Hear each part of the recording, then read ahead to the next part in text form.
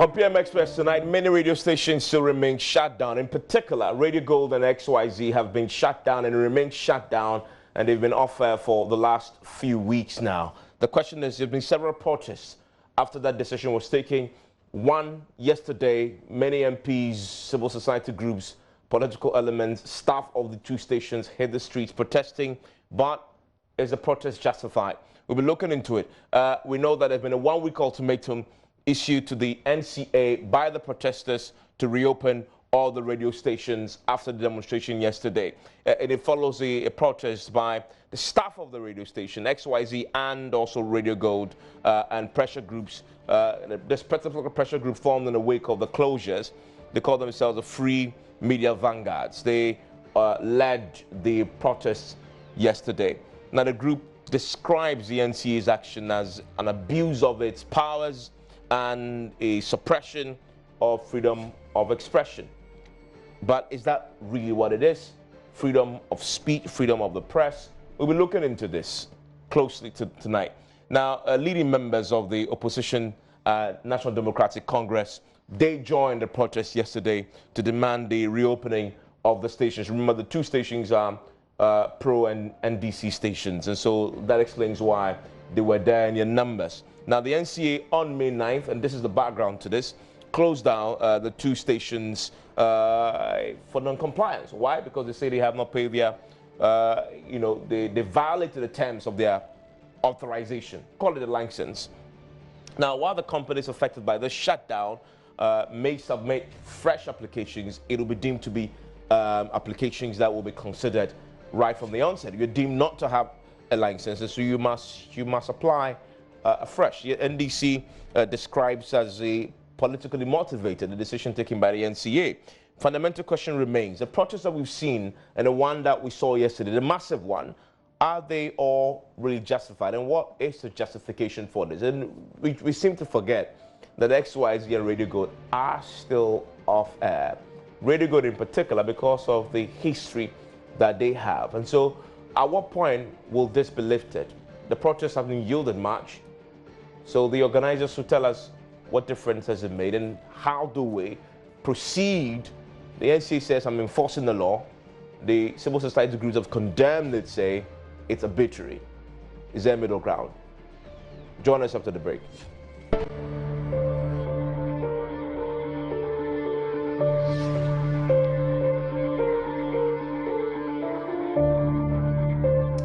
You are live on PM Express tonight. My guest in the studio is the ranking on the Foreign Affairs Committee in Parliament. He's a former Deputy Information Minister, former Deputy Education Minister, and he is Okudzeto Ablakwa. Yesterday, he marched with the protesters to the NCA to present a petition, and he joins us in the studio. I'm grateful that you join us. Also with me in the studio is Sulemana Braimah. He heads the Media Foundation for West Africa. They issued a statement in the wake of the closure of the two stations, but it has continued. Nothing has happened from the NCA's point of view to change the status quo. If you tune into 90.5 or 90.1? 90.5. 90.5, that's Radio Gold. You notice that they are still off air. And in a democracy, radio silence for a radio station that has been there for so long really creeps on you. And so we will revisit the conversation on the back of the protest and ask if is really justified. Let me start with you, Mr. Ablakwa. So yesterday there was a protest. A petition was given to the NCA. We had the NCA rep make the point that, of course, the executives will look into it. But the fundamental question remains. The NCA says they're enforcing a law, the Communications Act, which gives them the power to do it. And so what purpose does a protest such as yours serve if a legal entity is justifiably, they claim, legally enforcing a provision? Thank you very much, Evans. Good to see you, and good to see you, Sulemana, and good evening to all our distinguished viewers. I'm glad that the minority in Parliament declared our full support for the march yesterday. Our leader, the Honorable Haruna Idrisu, issued a statement over the weekend calling on all members of parliament who were available to join in the protest. We hold firmly and dearly that freedom of expression, which is a fundamental human right, Article 21 of the Constitution of Ghana, is under attack. We are very clear in our minds. If you look at all of the circumstances surrounding this particular shutdown of the 2 radio stations, the statement that the NCA put out, the NCA claimed to be implementing a decision of the Electronic Communications Tribunal, chaired by Professor Dateba. I have read the entire 37 pages of that decision. Nowhere was the NCA asked to go and shut down stations. Indeed, if you read that decision, the NCA lost. The tribunal held that the NCA had acted illegally. It had no legal basis to impose the draconian fines it imposed. So Giba and the 9 others were asked to ensure that they do not pay any money whatsoever to the NCA. But that ruling also said that they will be considered as fresh applicants. They will have to put in fresh applications. That is true. Yeah. But that does not mean that you go and shut down the station in the way and manner they did. Remember that NCA has every ability, capacity to even shut down the stations remotely. Now, there is also an interesting point which must not be lost on all of us. This decision by the Electronic Communications Tribunal was delivered on the 18th of June, 2018. It was not enforced in June, in July, in August, in September, in October, November, December, January, February, March, April, May 9th. At the time, the 2 stations were carrying a live press conference by the NDC Council of Elders against the intimidation and harassment of our national chairman. That was when they decided, in a simultaneous raid, to invade the 2 stations at the same time. NCA's boss at the press conference said that was pure coincidence. It had to be done at some point. And in fact, his argument is that all the months that you mentioned rather makes your case for them, that all the stations had all the time to apply, assessed, and given the license, and they didn't take advantage of the times that you mentioned. This is a bizarre explanation. I mean, what do they say? If it looks like a duck, walks like a duck, quacks like a duck, it is a duck. I mean, you can't tell us that it's sheer coincidence.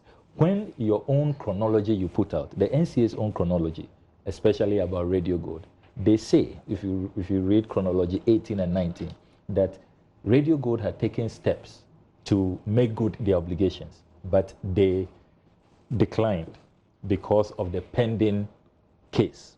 So you say that the case is pending before the Electronic Communication Tribunal, so you will not process and ensure that these stations are in good standing.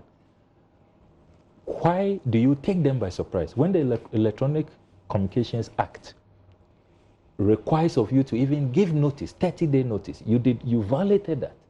You continue with the violations that Professor Dateba and co point out to you when you read the 18th June decision. Then in the case of Radio XYZ, they even presented a check. They have not denied that statement that Radio XYZ management have put out. They presented a check. They tried everything humanly possible, but they were again denied. So it becomes very, very clear that there's something sinister. There's something that is really... That is a suspicion. I mean, not borne out by any fact. I mean, if you look at all the facts, you look at the circumstances, I mean, the Gestapo-style raid, I mean, it's clear, my brother. It is clear. Look, we are not neophytes, and we see these things, happen in other jurisdictions, And as the Media Foundation for West Africa said in their, well-reasoned statement, these things happen under dictatorships. We don't expect this to be happening in Ghana under the presidency let me bring him, now that you mentioned the statement. We don't expect that. Sulemana, what you actually said was that in such regimes, they use a law to muzzle the press and stifle them as well. You also say that the way it was done suggests selectivity, discrimination, enforcing the laws. Where is that? The NCA says, listen, we did this across the country. The law has been breached. It has to be enforced. Well, we did indeed say that everywhere governments intend to repress the media, the weapon, the most effective weapon and the most reliable weapon happens to be the law. And so, for example, when Yahya Jammeh in the Gambia was repressing the media, he wasn't doing so arbitrarily. He was relying on the, the statutes of the Gambia. The question then is whether those laws internationally are recognized as best practice in terms of guaranteeing democratic, conditions, press freedom, and so on and so forth. Now, I think that in the context of Ghana, we have issues with the way the NCA has approached this whole process. But of course, we also do understand the bit about enforcing the law. So if you look at our statement, we do say that in as much as we do support any acts or any activities or efforts that are aimed at ensuring that people who are given authorization to use a frequency which belongs to which is a national asset, are supposed to, follow due process and comply with the law. So the NCA says, well, what they have done is in line with the Electronic Communications Tribunal's decision, which I believe, correctly interpreted, could be right. Because as Honorable Ablakwa said, and I think that we need to put it in proper context, what the court said was that the NCA's attempt to impose those fines on the stations could not be justified, because on the basis of whatever they had flouted by not renewing their authorization, legally they ceased to exist as entities, and therefore if they were operating, indeed they were operating illegally, and therefore cannot be recognized. So how do you impose a fine on an entity that does not exist? And the court then said, under the circumstance, for all those stations, that had breached, that authorization requirement of not renewing, should be considered non-existent and should be given the opportunity, if they so wish, to reapply as fresh applicants. So I haven't applied for a radio license, a radio frequency before authorization, but if I'm applying and any of those stations were to also apply, we are applying under the same conditions as fresh applicants. Now, so before we issued our statement, if you remember in 2017 when the audit was done, we were told that about 144 stations across the country had violated or had not renewed. So what we did was to go into the NCA's website, which is a public document, and the records that the NCA puts up there should be deemed as authentic information coming from the NCA. So we looked at the data that they had put out in terms of authorized FM stations as of the last quarter of 2018, which is just last year. And when we went through, what we saw was that these two stations that had been shut were part of those that are listed as authorized FM stations in the country as of December 2018. And remember, the court's ruling, as Honorable Ablakwa had pointed to, was in June before that. 2018. And therefore, rightfully, you would say that if we are talking about December 2018, these stations couldn't have been captured. For whatever reasons, they were captured. So then we looked at, the data has date of first acquisition of your authorization and last date of renewal. So we looked at XYZ, date of acquiring first authorization, 2011, date of last renewal, blank. We looked at Radio Gold, the first time they got authorization, 1995, date of last renewal, blank. We looked at others.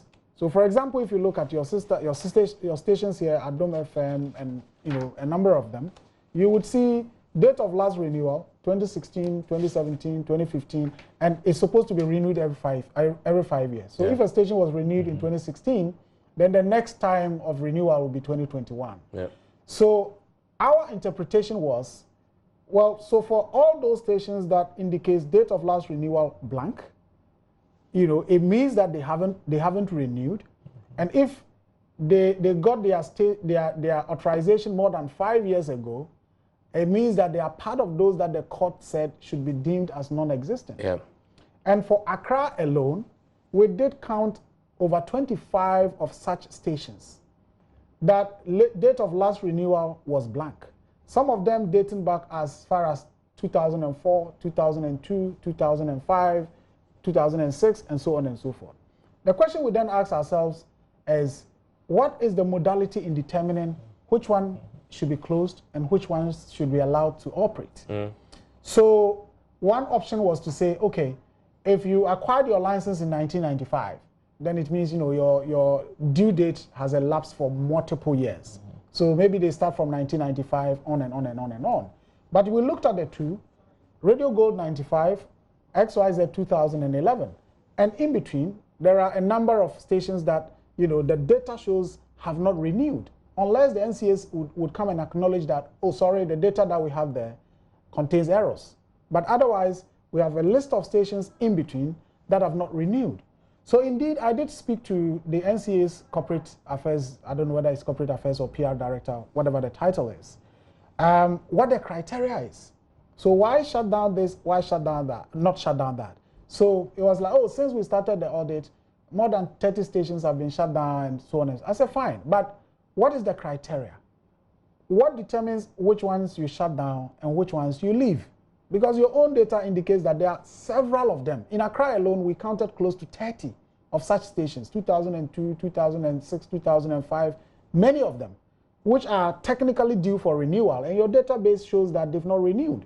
So why not shut them down and shut these two down? And we all know, you know, I mean, you can't deny the fact that these two stations are affiliated to the opposition, National Democratic Congress. So that then leads one to draw that logical conclusion that, well, if it is not politically motivated, then the whole exercise is quite arbitrary and lacks, you know, transparency and fairness and being just. And so we added our voice to that of the DJA, saying, look, for it to be transparent, publish the list of defaulting media organizations and why you are shutting this and not that. Yeah. I asked the question about, because I had also spoken to some officials from Radio Gold just to get the issues correctly.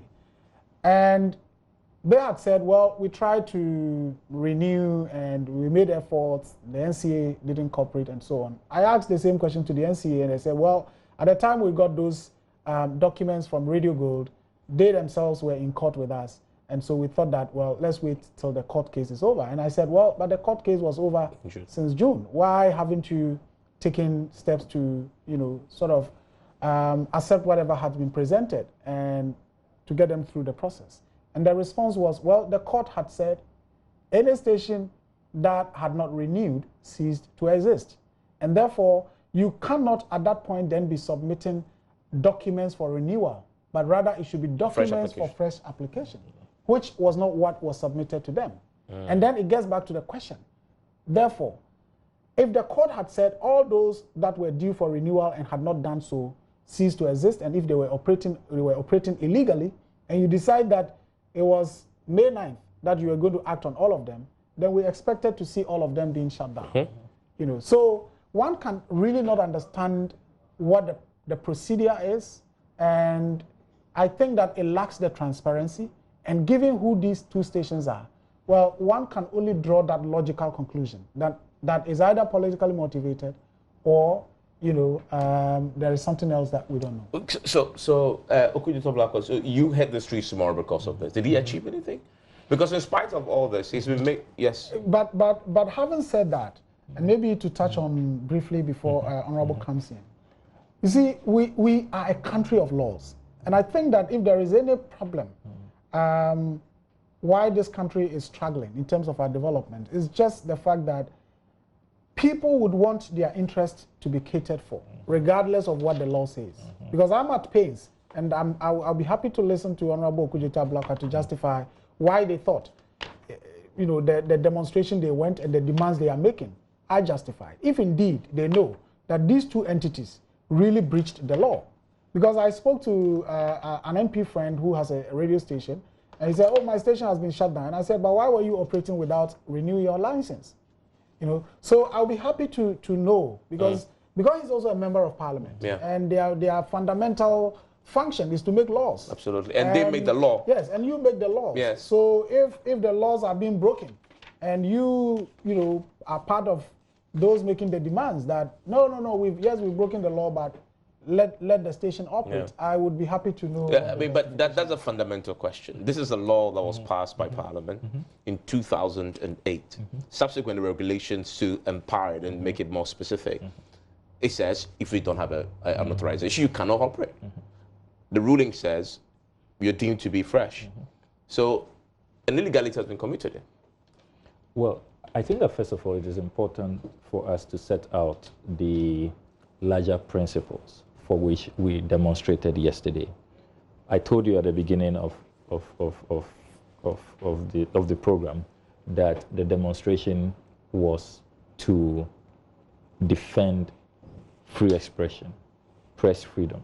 That is the larger principle. Our view is that if you look at the current climate, press freedom is under attack. Already we have declined in the World Press Freedom Index. I read a statement in Parliament this year to mark World Press Freedom Day on the 3rd of May. And I did draw attention to the fact that we all have to be concerned and we must quickly get our acts together. We've lost our #1 spot in Africa as the freest country for media practice. We are now being talked about in a category of countries like Mexico, Malta, Saudi Arabia, where journalists were killed in the year in review. The killing or assassination of Ahmed Hussein Swali has not been resolved. Your own colleague Manasseh Azuri Awuni, Professor Karikari had to reveal not too long ago how the Media Foundation for West Africa had to whisk him out of the jurisdiction to seek refuge. Edward Adeti, the Upper East regional correspondent who revealed the attempts to bribe him by a minister at the presidency. We know the minister has resigned, but he has known no peace. He's been relocated out of the Upper East region and is hiding, hopping from place to place. All of these matters is what made us say that, look, free expression is a fundamental human right. It's inalienable. It's a God-given right. It's the First Amendment. It affects all of us. We cannot just... First Amendment in the U.S. In the U.S., yes. Of course. We Not cannot, in Ghana. Of course. Ghana is chapter 12. No, but no, and chapter 5 is a fundamental human right. Okay. You know, Article 21 is very clear. True. You know, so we cannot sit on the fence or sit aloof when clearly press freedom is under attack. There's no doubt about that in our minds, that a certain culture of intolerance is creeping in, and we have to stand up against that. Now, on the specific matters of the closures of the 2 radio stations. And the fact that it's true that laws have been broken by the stations.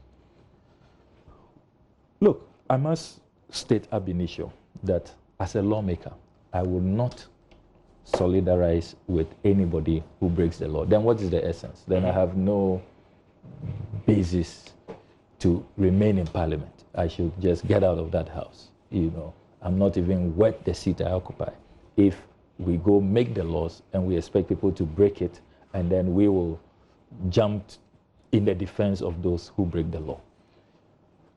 All the facts suggest that though Radio Gold and other stations, look, the NCA itself said that when they did the spectrum audit in 2017, there were some 144 stations that had various infractions. They had fallen foul of the law. We are saying that we expect even-handedness. You ought to be fair.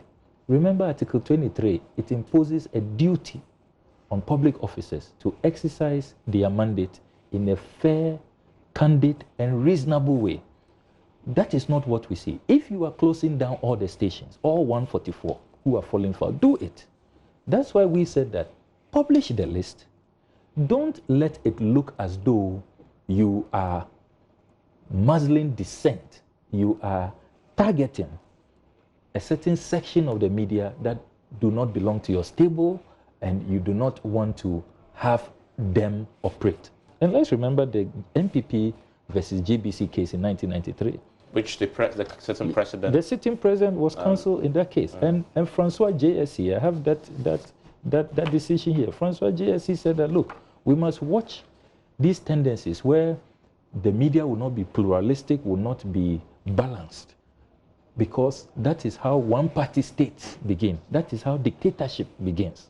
So when you have a situation where in Accra, there were not less than 40 stations with the first list that was published by the NCA. But now, listening to Mr. Joe Anochi, the Director General, he says that for Accra, only these 2 stations are affected. You've just heard the Media Foundation for West Africa's own independent work. They have listed at least 25 stations. And this is a reference to the online, and I'm not justifying what NCA had done. But Anochi's press conference was just shortly after the closure. Yes. I'm assuming that is the latest information from the NCA. It may have not ended up on the website yet, but that question was asked of him directly. And he said, as far as you're concerned, the stations in Accra that still remain in violation were Radio Golden and XYZ. Yes.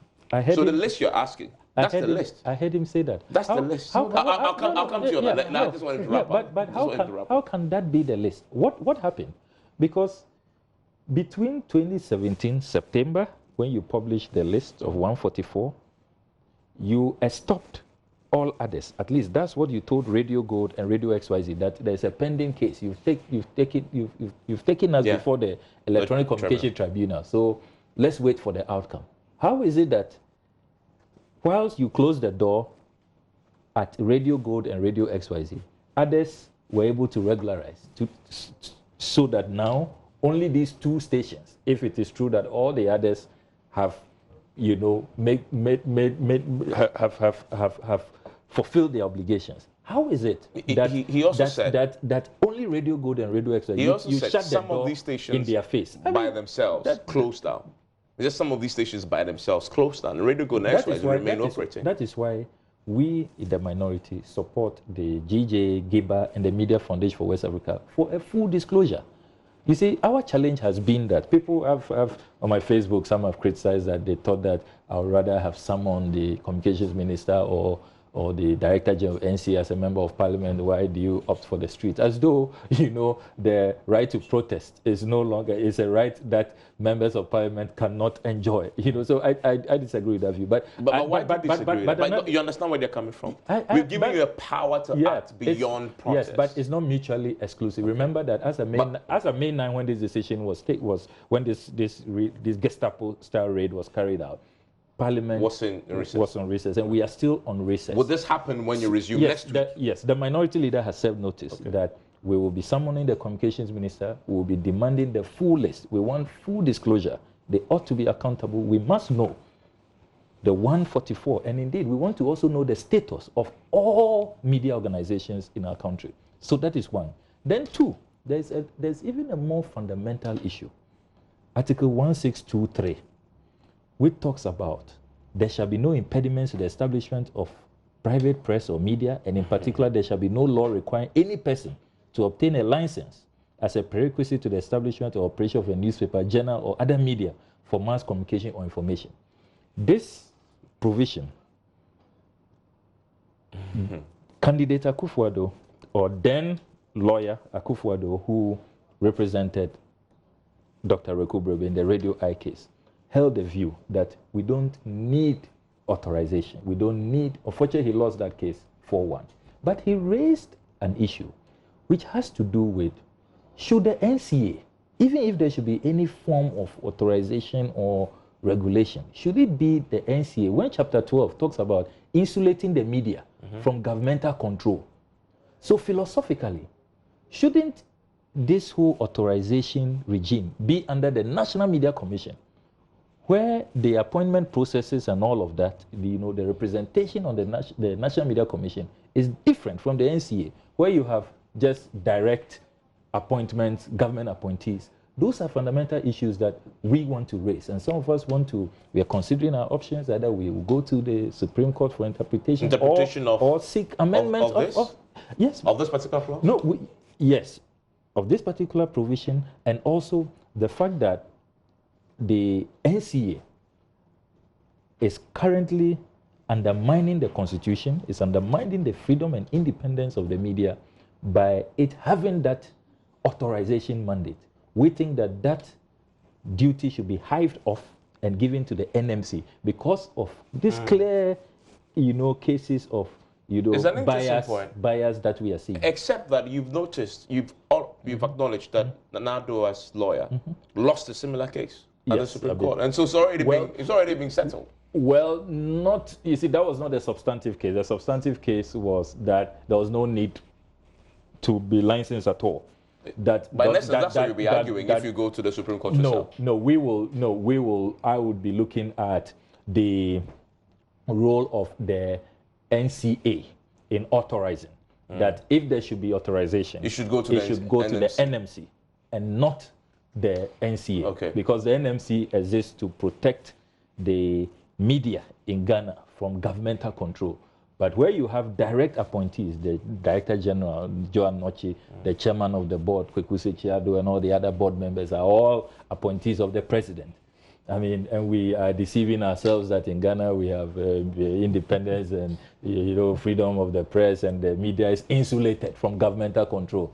That is why, as you can see in this matter, there is really no confidence across the board. We can all see up to now, how many days now since May 9th? Yeah. We have been demanding full publication, You've not had it. Full disclosure. Let me bring in. So you wanted to respond to something, but do you agree with this line of action that he tends to take in the courts? Well, what's your position on that? Doesn't the debate has been raging for a while? Well, yes. I mean, it's a very, very legitimate point, and we hold the view that as far as the media is concerned, both authorization and monitoring content and so on and so forth, that ought to be the job of the National Media Commission. And I think that the Media Commission over the years has also made that clear, that, look, we are the constitutional body mandated to ensure that there is professional standards in the media, but if we are not the ones giving the authorization for people to broadcast, and we don't have the capacity to take down a network or to ask a frequency to be shut down, on what basis can we even enforce this whole thing about ethical standards and so on and so forth? And I think that is a very, very valid point.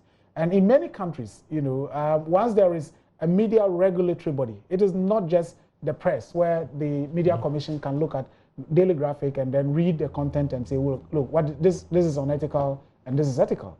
If you remember in 2012, during the elections, there were a number of radio stations that people were saying, look, these stations could pose trouble for our country because they were, doing things to the extreme. And based on your own work, we got to know which stations were breaching and people sent petitions to the National Media Commission to take actions against these radio stations. And the commission said, well, look, we don't have the mandate when it comes to what they use to broadcast, which is the frequency they are on.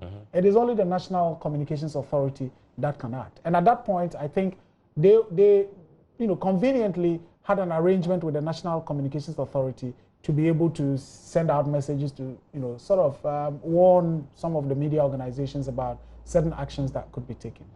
Now, in terms of what Honorable was saying, you see, as a country, we need to be very honest, very frank, and dispassionate, even if actions are taken in ways that affect us. Because, see, one can argue that in 2008, when the Electronic Communications Act, came into force, it was the NDC that was in power. So whatever the contents are, that empowers... 2008. 2008. MPP. Okay, sorry, 2008. But I think one of those pieces of legislation actually came into force in 2009. Yes, because after the passed that, there was then the legislation. Exactly. The legislation came after that. Exactly. That was under But whatever it is, given that those pieces of legislation have not been repealed, it stands. It stands. But to the extent that it's inconsistent with the Constitution, it remains null and void. That's an argument that you can hold. Whether or not it is inconsistent with the Constitution, because the Constitution talks about no impediments, no requirement, no license, no requirement for license. The Constitution does not mention authorization. It doesn't amount to the same thing? No, it doesn't. And I think that when it comes to frequencies, we have to be very careful because you see, if there is no requirement for authorization and no institution exists to ensure that there is some sort of regulations in terms of how we use the frequencies, what it means is that I can sit at my home, decide to buy an equipment, and decide to begin to transmit on any network. I can decide to transmit on Joy, 99.7, and we are both in Accra. So there is chaos. So certainly there must be some regulation. I can decide to set up a telephony system because the frequency is there, and all that I need is bring in the equipment, plug into a particular frequency, and then you call your network, it's not going through, and people are using my network. And it doesn't happen anywhere.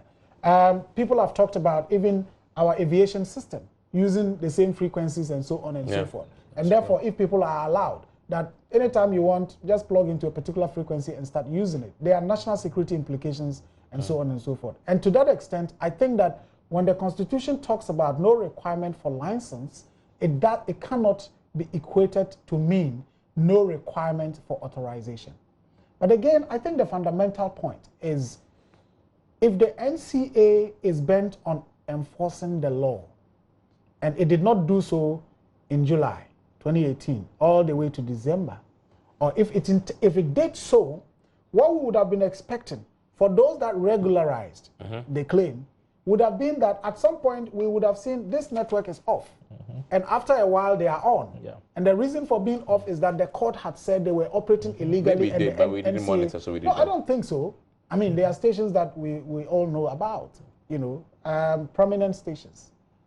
And I think that really gives cause for worry. Okay, so that's your concern that even, but there's a fundamental question I want to ask. You make the point that what will National Media Commission doing the authorization job for broadcast media houses? What difference would that make from what the NCA is doing? Because it amounts to the same thing.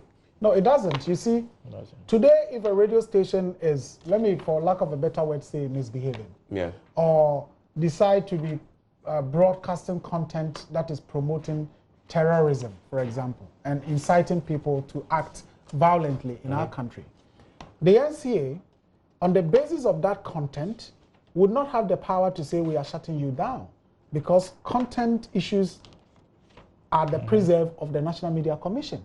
But the National Media Commission would say, we did not give authorization for that broadcast license, and we don't have what it takes to be able to shut down a network. And that is where the confusion is. But the NCA can shut down. Well, the NCA can shut down, but on what basis? Because the NCA will tell you we don't monitor content. So if I'm filing a complaint based on content, and sometimes we mistakenly get people complaining to us about. But NMC can sanction the media house because they're supposed to ensure high standards. So, for example, we've been dragged to the NMC over our militia report.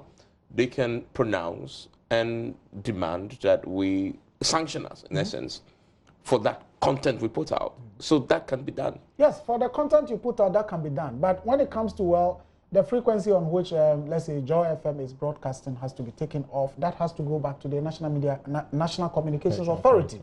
The NMC cannot do that. Yeah, but why should the NMC be able to do both? No, but it is the statutory media regulatory body.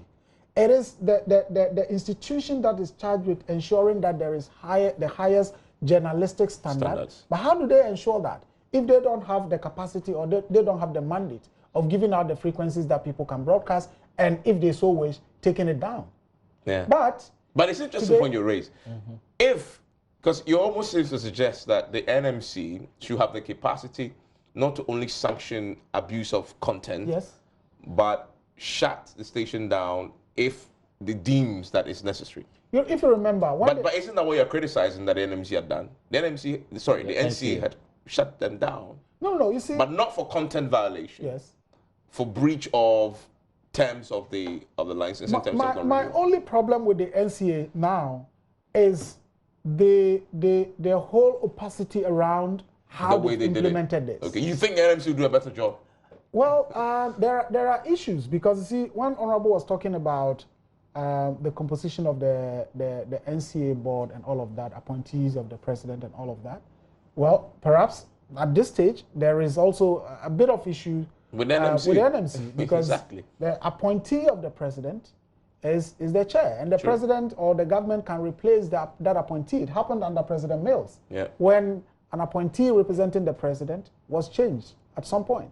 You know, so today the president can decide that, well, I am replacing, you know, Mr. Yabodo Ayabuafo as my, you know, appointee to the National Media Commission, and that changes everything. And so at this stage, perhaps we need, and people have raised issues about the independence of the National Media Commission vis-a-vis what has happened now. But I believe that if the Media Commission is so constituted, as it has always been, you know, representatives of the GJA, training institutions, bar, parliament, you know, teachers association, and so on and so forth, and then they elect their own chair. I think over the years, in fact, at some point, I don't know whether it was Honorable Ablakwa's time, there was an attempt to remove a certain DG of Ghana Broadcasting Corporation, and the NMC had to intervene and say, look, you don't have that responsibility. It is our job, you know, to appoint or remove the Director General of the state-owned media organizations. So perhaps we shouldn't go a lot more into... But thanks for the debate to started, and I know you have a lot to say. I'll take a quick break. I'll come back to you to wrap up on this. And then the fundamental question is, so what happens now? The stations are still off air. If those behind the protest believe something illegal had happened, whilst we wait for the fundamental interpretation issues to go to the Supreme Court, can they go to court and get an order that reopens them in the interim whilst the substantive matters are raised? We'll look at that when we return. Stay with us.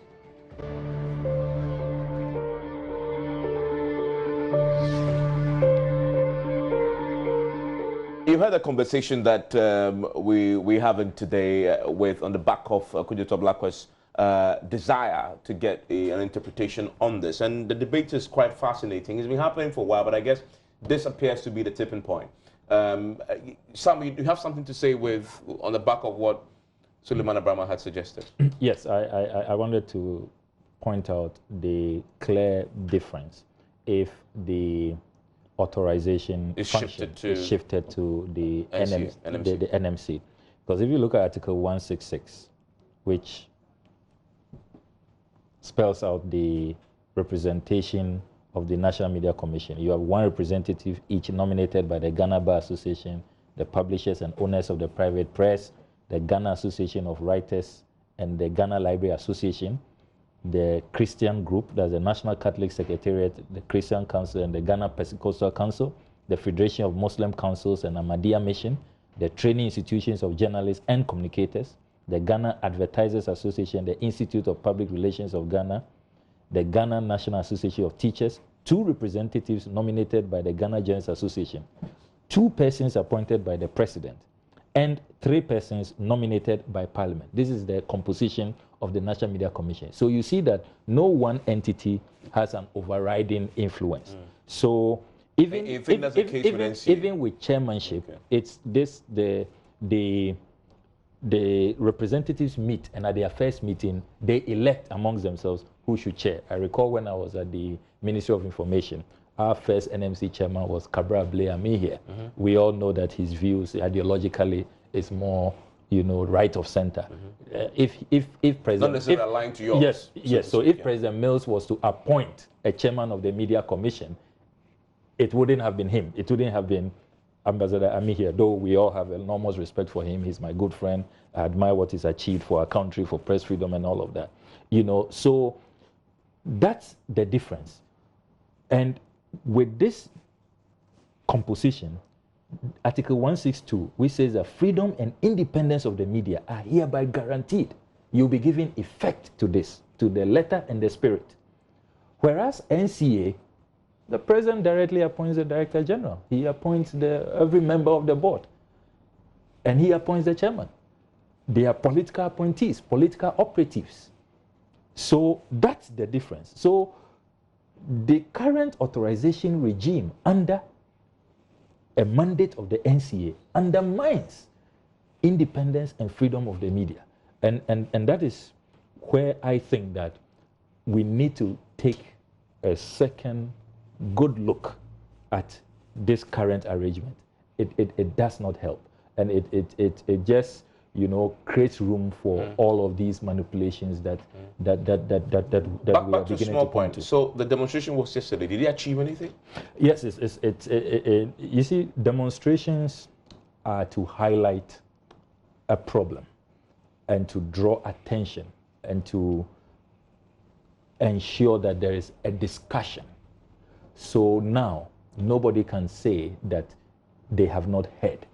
Our president, who has been silent all this while, cannot say that after the demonstration, which has been so widely publicized, local and international press, I am surprised at the international interest.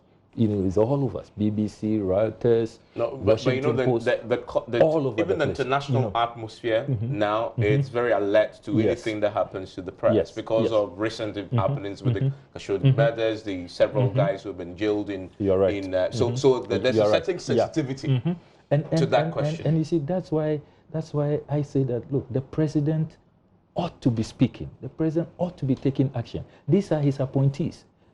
Under this constitution, all appointees is delegated authority. We operate an executive presidency. So the president cannot say that, look, I haven't heard, I'm not aware, and then still keep quiet. When you keep quiet, it's a tacit endorsement of what your appointees are doing. They are acting in your name. It's your authority they are exercising. So the president must take action. Look, this GFA matter, we all know how FIFA is sensitive. They don't want governmental influence. You can't call the coach of the Black Stars the president's appointee. And yet, the president heard it, swiftly intervened, and I think that there are serious issues to do with that intervention. It's going to lead to indiscipline in the camp. I'm not happy with that kind of intervention, but the president did intervene. Some are happy. It's their right. I don't begrudge, sections of Ghanaians who are happy that the president has managed to get Asamoah Gyan to rescind his decision. To force the NCA to open the station. So the president has intervened in this GFA Asamoah Gyan matter, and yet a matter that has to do with his appointees. The NCA is an agency of the Ministry of Communications. The Minister of Communications, the Honorable Oslogusu, is a cabinet minister. So all of these major decisions, we are being told, we are supposed to believe that they are being carried out on the blind side of the president, and he has not heard. After our protest, he still has not heard. So I am not convinced. If the president does not want us to believe that he did authorize these actions, then he must call his appointees to order, and there ought to be transparency about how all of these matters are being carried out. As we speak, the stations are still offer. Well, as I said, whilst we were on break, we are tracking. We're doing some work tracking all the stations that have been shut down and those that have been shut down to see if there is any pattern that is emerging. But if we were just to focus on what has happened in terms of XYZ and Radio Gold, one can only draw that logical conclusion that perhaps there is some political motivation behind it. But in the meantime, I think it's been almost 2 weeks when these stations have been off. Yeah. The law or the judgment was that you have liberty to reapply, and indeed I think the NCA's statement did allude to that you are liberty to reapply if you so wish. And perhaps if I don't know if steps have been taken to reapply to get a new authorization. And if you look at the NCA's data, the MPP took over on January 7, 2017. Yes. Their data shows that on 9th of January 2017, a frequency was authorized, to a group called Maize FM. Just 2 days. On 11th January 2017, another frequency was authorized. On 18th January, another one. On 8th February, another one. So this should indicate that perhaps the NCA within a day or two could re-grant the authorization. And maybe the application had been in the works for a while. It just so happens that on the day it crystallized. No, so if they took power on 7th of January, and even if the application was there, and all it did except was that the NCA is an institution, and yes, so it works regardless of transitions? Well, but I don't think that certain decisions would have been made once there was a transition in terms of even authorization. Okay. You know, because one critical point that we have always raised is that it appears when the NDC is in power, the frequencies would go to people affiliated with the NDC, and same with the MPP. So far, 2017, 2018, a number of frequencies have been authorized, new ones.